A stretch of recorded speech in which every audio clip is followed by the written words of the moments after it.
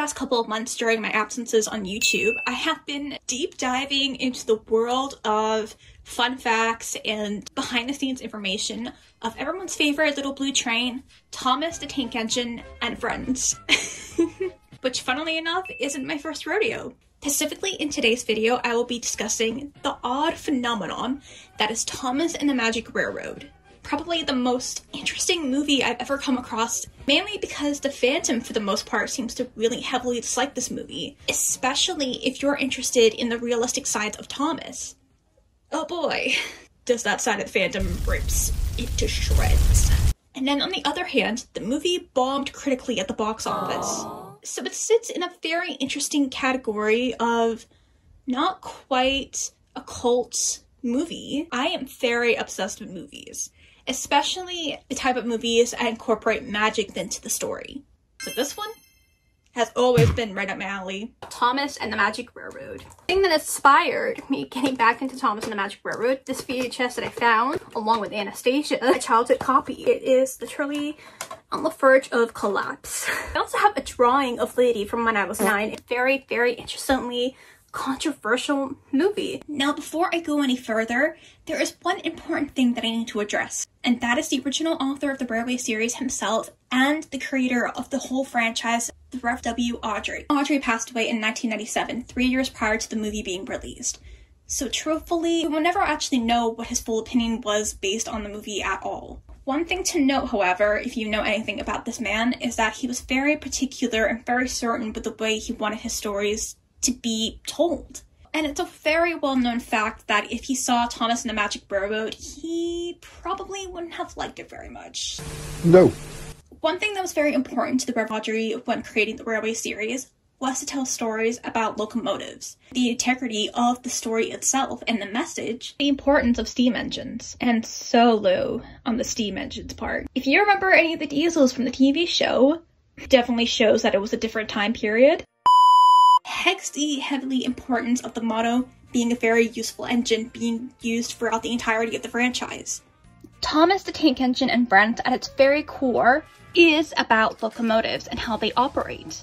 And unfortunately, as the Andrew Brenner era had come to an end, Mattel wanted to semi-reboot the franchise in order to gain the attention of younger audiences. Unfortunately, this did not work. Clearly. And the biggest way to point the finger at this is looking at the toy sales and how they plummeted over the years. And especially as the show was concerned, going on for 30-something years up to its cancellation, due to plummeting views, they tried adding in all these different things in order to try and make the show more successful. Yeah, Big World, Big Adventures just sounds like a very confusing concept, honestly. And now we have All Engines Go, aimed at a much, much younger audience. And while All Engines Go is still continuing, it does not have near of the success. Not only has the franchise lost so much of its charm in the visual aspect, but it's lost its purpose and its meaning within the message. Frankly, even though it goes against absolutely every single thing that the Railway series and the original Thomas show was all about, at this point, it just would be better to reboot the franchise and make them human. At the very least, there'll be humans working on locomotives, and that way it could be incorporated into the story, while also being able to have the characters going to different places and doing different things, beyond the limitations of being an engine. But then, on the other hand, I look at stories such as L. Frank Baum's The Wonderful Wizard of Oz. Much like in a very similar notion to Awdry, after L. Frank Baum's passing, books continued to be published within the same canon. And then much later on, after the original book's first publication, comes adaptations based on the source material. It comes insanely infamous adaptations that has forever created an imprint on the brand as a whole, with familiar faces to turn to as a point of success. Judy Garland, Ray Bolger, Jack Haley, Burt Lahr for The Wizard of Oz from 1939, and of course the genius minds of Burt Allcraft and David Mitton for Thomas the Tank Engine and Friends in 1985. Without creating new adaptations and new stories, that universe ends up becoming lost to time. Very important to, on one hand, preserve what the original intentions of the story was, but if you want it to last forever, it does need some changes and some updates to follow current trends and popularity. I personally do believe that there is room for both the Rev. Awdry's vision and Burt Allcraft's vision can both exist simultaneously together. I think that this movie is a very underappreciated Jen. A Disney movie or a Pixar movie or something of substance would make more sense, but it's Thomas the fucking Tank Engine! So what? Say it all together now, folks. What's wrong with Thomas the freaking Tank Engine? You know, especially in this day and age with things like Cocomelon and random YouTube videos, literally the only kids' entertainment, I think Thomas the freaking Tank Engine is a much better option for kids to watch because these stories are actually compelling and there's life lessons to be learned. And also being taught about locomotives. The whole entire realm that kids don't really learn about in this day and age. That's interesting. Even though I do like the Nostalgia Critic, this review really pushed me over the edge when I was a kid. So why is it that Thomas and the Magic Railroad seems to have everybody up in arms? Fans and non-fans alike. With the exception of one VHS that was at my granny and poppy's house, I didn't really grow up with the classic version of Thomas, the one with Britt Allcraft and David Mitton in the lead. And I most certainly didn't really actually read or even know of the existence of the Railway series. I was born in 2001, a year after the movie released. So I grew up predominantly with the hit entertainment era. There's a couple of reruns of season 6 to 7 episodes that I actually really enjoyed, especially Jack of the Pack. That's one that really sticks in my mind. I never saw any of the grandness, the fullness, elegance of the original series. My only other exposure was, of course, this movie, so I didn't have anything else illuminating over. As someone who grew up loving fairy tales to no end, and just loving obstacles being thrown in the main character's ways and them having to try and desperately hold on to every positive outlook in their lives and their hope to not give up, and then eventually overcoming that and actually getting their happily ever after because they actually believed in themselves. Of course, the existing characters respectively are based and reflected on existing things that have happened respective shows. It's only fair to assume the show is canon to the movie. It's never been mentioned or even really alluded to ever again, except for like a throwaway line. Legends can do big things! Or a certain character making one grand appearance in a dream and never to be mentioned again. And her final appearance in the toy merchandises was in 2014. The terrible reputation of the movie had actually put Britt Allcraft in a position where it had reassigned only just a couple of months after the movie was released as part of the main creative team. And eventually, in 2002, she resigned from her company altogether, eventually giving up all rights of Thomas to Hit Entertainment, which soon later bought out by Mattel. And unfortunately, after the release of this movie, Thomas was never really seen the same way, the same creative and visionary and grand way that the original show had been since the 80s and throughout the whole entirety of the 90s where it was at its prime. And I have a controversial opinion to say. Even if Thomas and the Magic Railroad wasn't about magic whatsoever and it was rather set in stone within the canon of the TV show, I still think it could have bombed. My reasoning is that look at the perception that Nostalgia Critic has. Most of America was as shocked as you are. What the hell are these two big dramatic actors doing in something as brainless as Thomas the Tank Engine? Yes, he admitted that he did not grow up watching Thomas. However, he grew up during the 90s. He would have known of its existence. And yet, so it's Thomas the freaking Tank Engine, so why should anybody care? But we take Mickey Mouse seriously. We take all these other children icons seriously as adults. I think the biggest mishandling in terms of the movie is the fact that nobody is really willing to acknowledge the fact that I don't think Britt Allcraft ever intended for this movie to be canon within the show. Even just the overall layout of the island of Sodor is completely different. You don't see the resonance, except for one small blink and you'll miss it scene with Birdie where you can actually see his driver, and of course the scene with Mr. and Conductor knocking down the photo of Lady Hab. Supposedly, during the production of this movie, I dare say, I don't know if this is actually just a legend and a rumor. Apparently, Danny DeVito was in talks of being Fat Controller / Sir Topham Hatt. I actually haven't personally read any of the scripts myself, or if I have, it's been a very, very long time and I just don't remember it. But of course, there's multiple drafts, there's multiple different versions, and in the early stages, George the Steamroller was meant to make an appearance, being Diesel 10's henchman, who was knocking down all the buffers. Eventually, in the end, he came to his senses and just rolled away.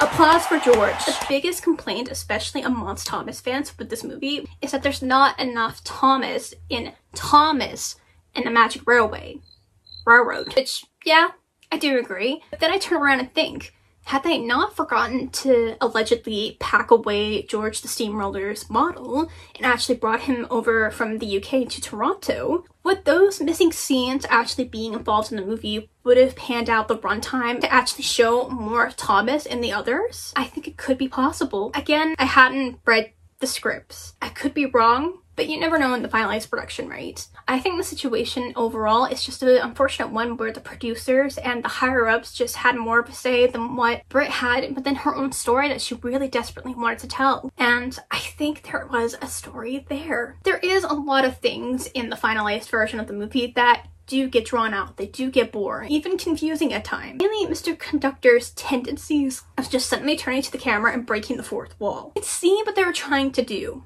It was meant to be, here's a bit of a self-aware character who is very mystical. He's kind of like a demigod. Definitely wasn't played out the best, even in the work print, especially when he talks down at the audiences. In saying that, I think this aspect of the story could have worked. It's very ahead of its time when you think about it. I mean, just look at a self-aware character such as Deadpool. He breaks the fourth wall all the time, and that's one of his characteristics that people enjoy. I think in terms of Mr. Conductor, it could have worked with the elements that were thrown in, where the other engines kind of look at him and gave him an odd look when he talks to himself, such as at Titman Sheds with Percy. I think if they were to really drag on the fact that Mr. Conductor is used to being around children and telling them stories, also a throwback to the Shining Time Station show, then this could have really made it more of a silly, okay, it's a quirk of his.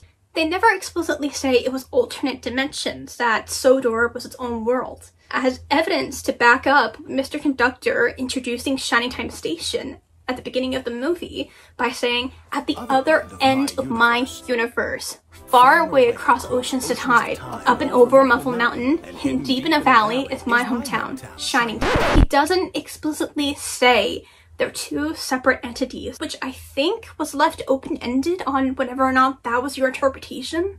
Of course, there was obviously the magic side of it. Lady needed to be on the Magic Railroad.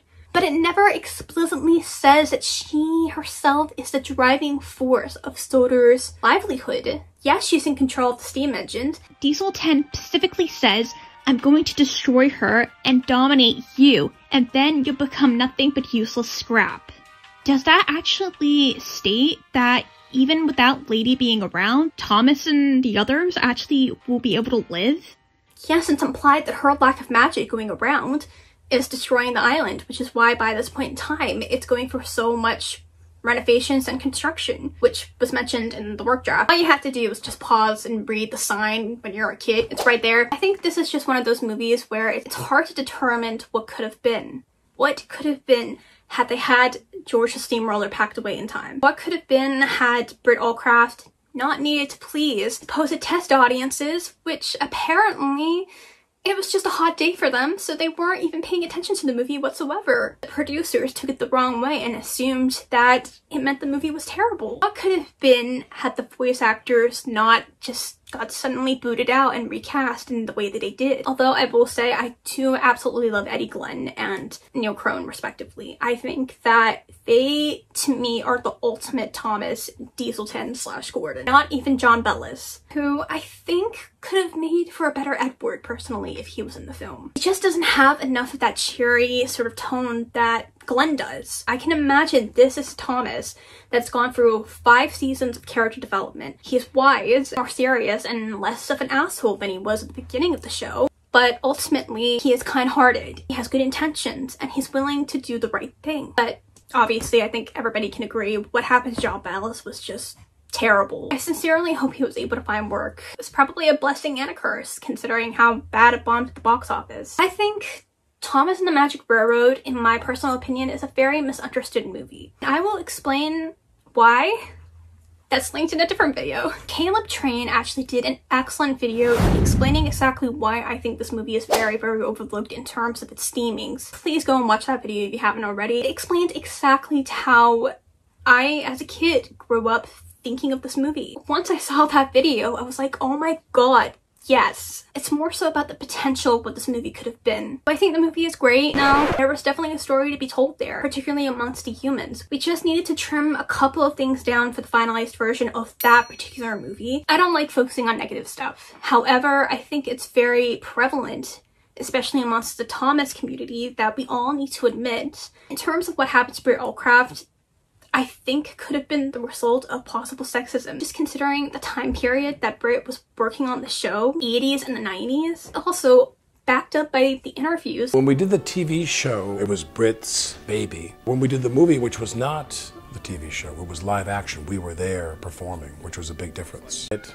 had partners in a company that were doing this with her. I think that there's a part of me that what was difficult about the film, that she thought she'd proven herself and have to kind of convince men of what she could do. There did seem to be a bit of that when we made the film, not look very happy, and then shake that off and engage with us.